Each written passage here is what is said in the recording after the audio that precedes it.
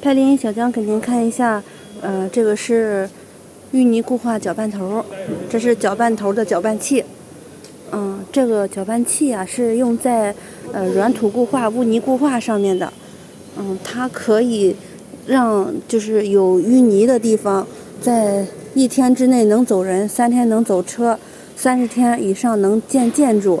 能把淤泥给原位固化，不需要移动地方。可以把每个位置的地方给固化了。它的原理啊，主要是有一台控制柜，控制柜里的控制箱，然后控制着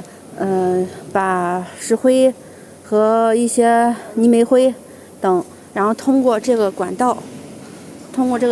打到这个污泥里边，然后通过这个搅拌，超大动力的搅拌头。通过它的搅拌，然后给这个泥给它充分混合，让这个物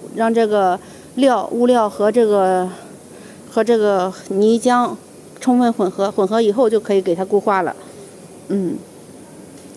然后是需要知道您那边的深度是多少，深度有3米的、5米的、8米的等等的，还可以